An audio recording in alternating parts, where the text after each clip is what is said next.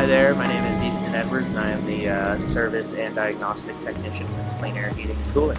Today we've got a couple of response and evaluations for some no-heat situations and a couple of repair appointments. One of them's for a boiler, the other's for a furnace, and a third repair is for a auto ignition fireplace. I'm actually excited to go do the expansion tank and the boiler this morning. It's a really nice setup. They installed it really clean, so it's a fun one to work at normally. Alright, so we've got the van all loaded up and we're ready to go, so we'll be seeing you at the first appointment.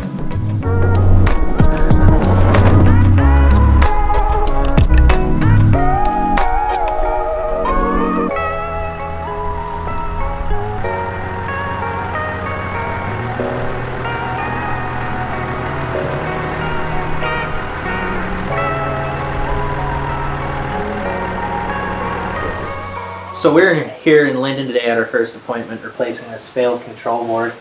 Our client was having issues with multiple heating cycles, and what was going on is the control board had failed and wasn't allowing the inducer to cycle down between cycles and preventing actual heat to be produced. So today we're going to go ahead and install this new control board with new relays and get them back going where their heat's reliable and not something they have to constantly come out here and fiddle with to make work. And today I just want to share 3 ways that you can prolong the life of your furnace. The biggest way and the easiest way for the homeowner is to regularly change your filters. Keeping a clean filter helps your unit extract heat into the house and keeps other components from failing due to lack of airflow. One of the biggest things you can do as a homeowner is have a yearly annual maintenance performed on your system just to make sure everything is on the up and up and in check. The last thing that you can do as a homeowner to help these units last significantly longer is having a duct cleaning and sealing done so that any sort of contaminants in your actual duct lines don't make it back into this furnace and collect on any of your rotational mass assembly like your inducer motor or your blower fan.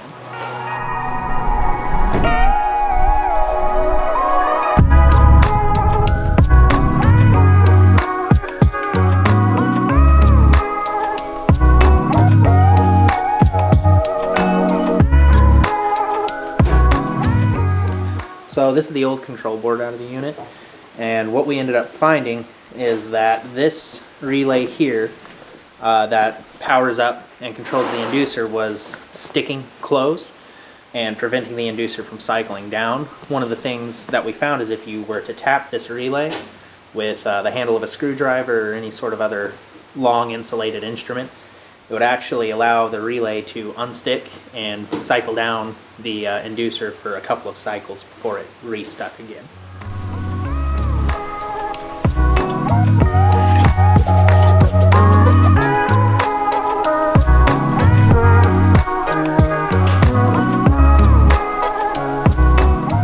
Alright, so we just got this new board installed and tested out. The unit is operating as intended and creating great reliable heat for this client. So we're going to go ahead and get the doors back on, do a little bit of cleanup, and head out to the next appointment. So, and ultimately at the end of the day, we were in and out of this appointment in roughly 30 minutes.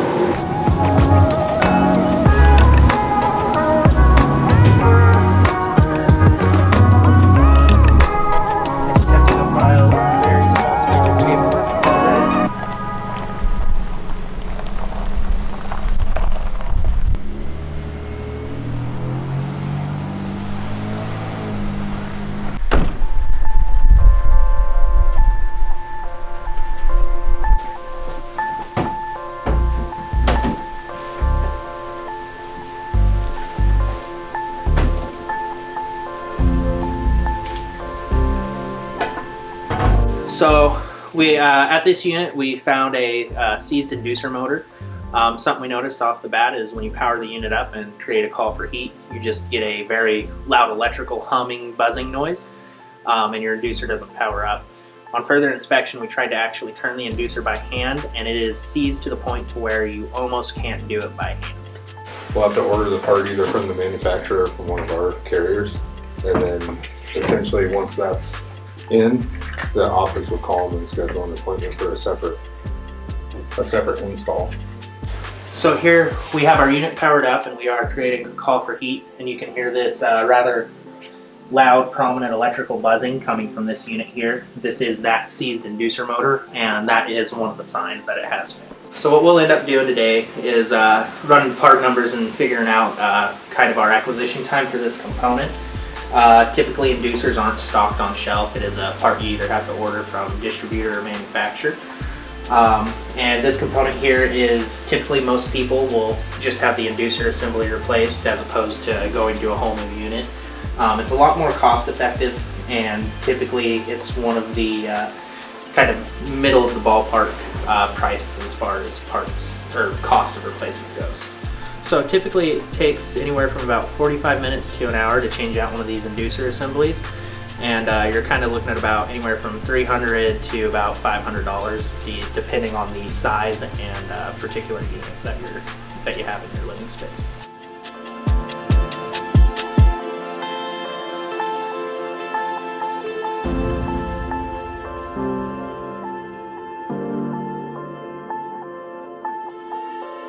Alright, Easton, I heard you're a pretty reckless driver. So what's been the craziest driving situation so far? How many objects have you been holding in one sitting? Well, typically when we drive, this always stays in the left hand. This really does all the work here, and you just set your cruise control, and got a bag somewhere with sandwiches in it, and you just get to where you're going as quick as you can. Alright, go to Sammy on the road. Go to what? Oh, go to Sammy's. Go to Sammy's. Oh, tuna. Tuna? Big tuna guy? Alright, what band is played most often on the road?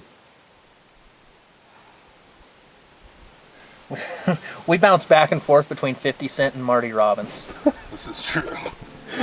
Nice. Easton again with Clean Air Heating and Cooling. At this particular appointment, we are working on a radiant floor system. The issue the client's been having is a very loud and obnoxious buzzing noise coming from the zone control box that is located in their bedroom, which is obviously a massive issue if you're trying to sleep there.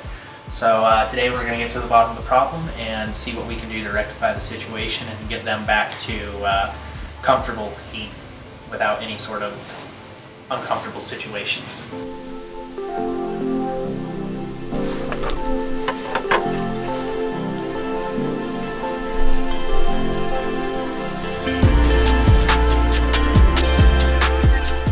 So here we are at our zone control boxes for our main manifold here.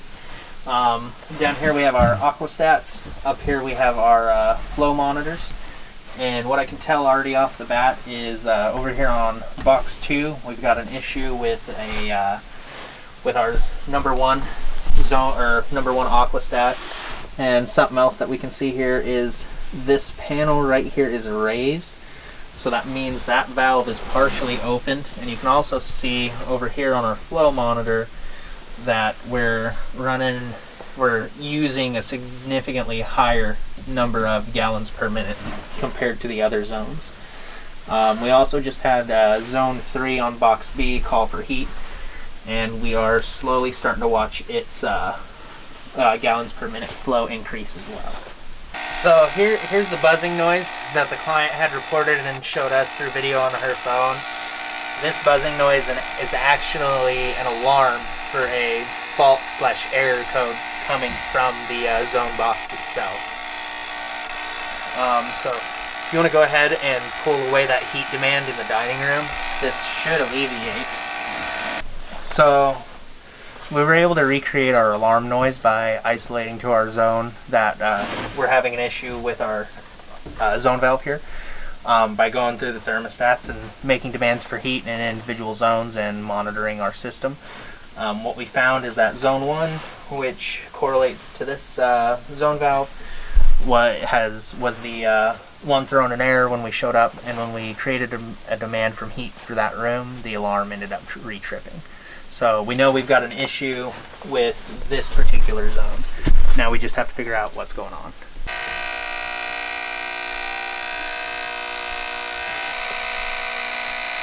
Because that zone is now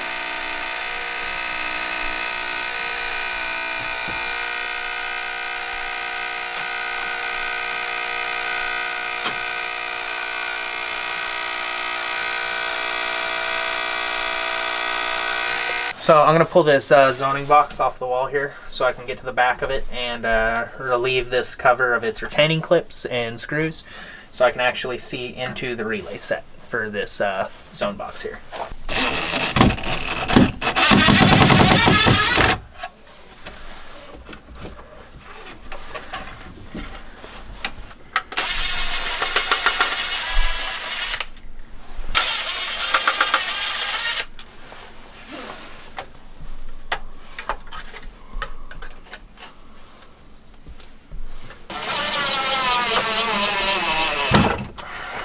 There's a dark spot here on this board, which is typically signifies a burn, but this looks as interesting. It's almost like this component here leaked onto the board.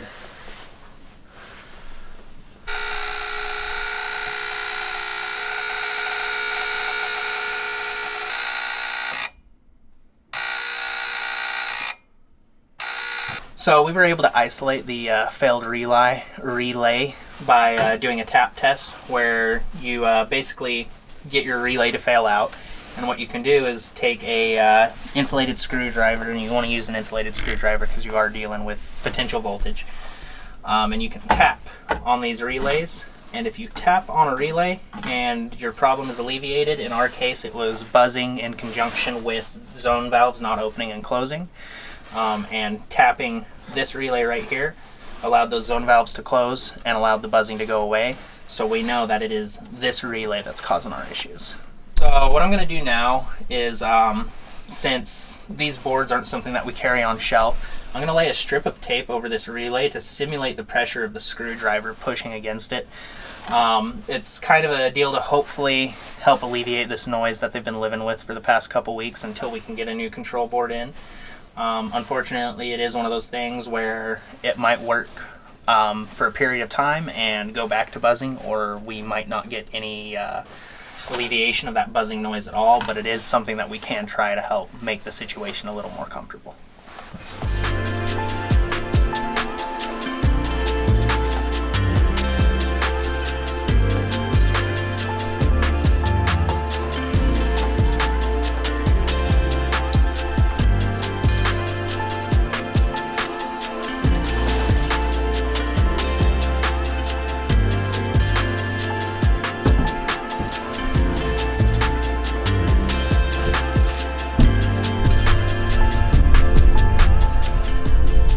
Hi there, this is Easton with Clean Air Heating and Cooling again. At this appointment here, we had a boiler, or a radiant floor boiler that was creating a kind of nasty noise at its zone control box. We ended up isolating it down to a failed relay on the control board itself. What we've decided to do is order a new relay, as the relays on this particular board are non-removable and they are soldered solid to the board. So once that new control box comes in, we'll go ahead, swap it out, and they'll be able to heat their home without having to live with that annoying alarm buzzing noise anymore.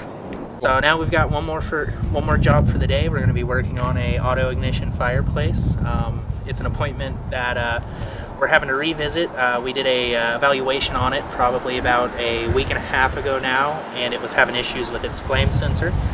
And the client also expressed a desire to have a fan kit installed as well, so we're going to go ahead and put in a new flame sensor and a new fan kit for that client.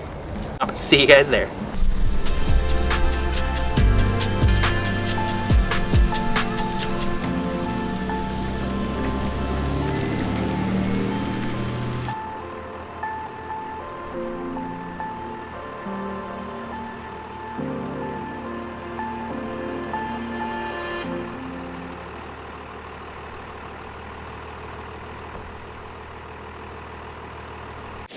So here at this appointment, we're doing a couple things here today. First off, we're going to go ahead and put a blower fan on this unit, and it's going to allow the heat that the unit produces to be pushed away from the fireplace and out into the actual living area here. It's kind of one of those quality of life improvements that you can do to just about every gas-powered fireplace. One of the other things installing a fan will do reduces any heat that you would feel through your hearth or whatever material surrounds your fireplace. The other thing we are doing today is replacing this ignition assembly on this unit. This particular unit is auto-igniting, so it controls its pilot, its spark, and its burner all through this controller box here, and they require very specific pilot assemblies to actually function properly.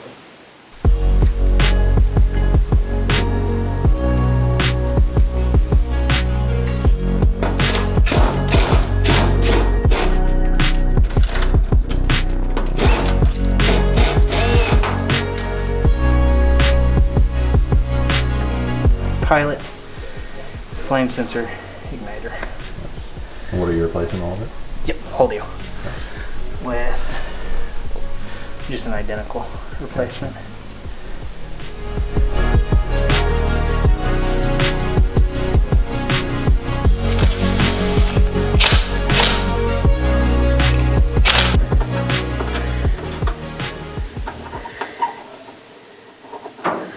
What are you doing here, feeding? Yep. There's small holes that they have to go through, so I'm just feeding them through the system here.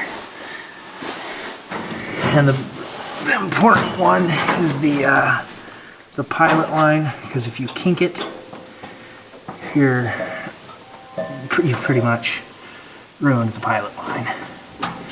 You can put a new line in, but that's waste not, want not, I do suppose.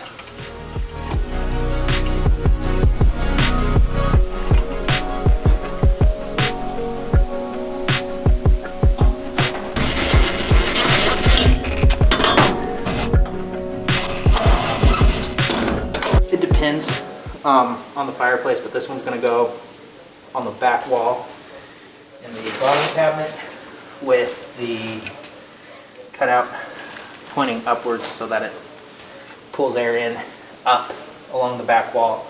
It'll actually heat up as it passes through the back wall, and it'll come out through these two channels on top.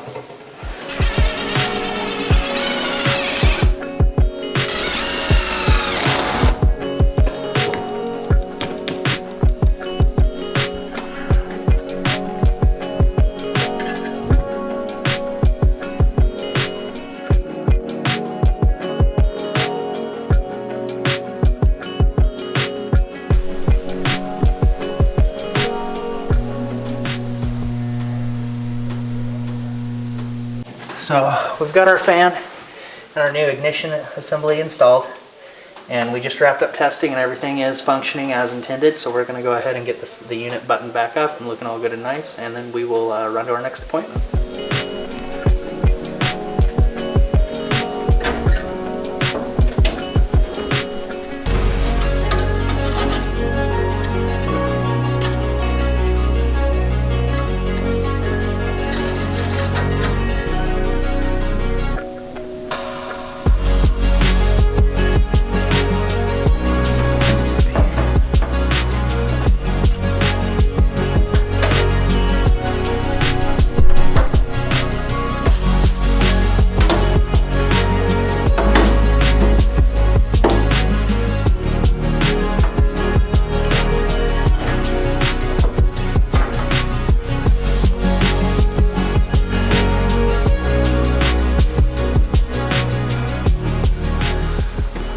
What's your happy of the day?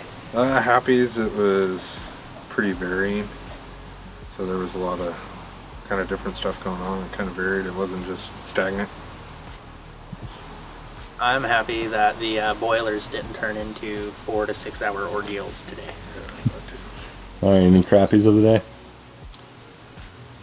We have another call that we just found out about as we got to our what we thought was the last one, but hey, more money in the bank. I think my crappy is the amount of modification or fabrication to make that fan kit work, this auto igniter. Thanks for following us along today. We'll see you next time.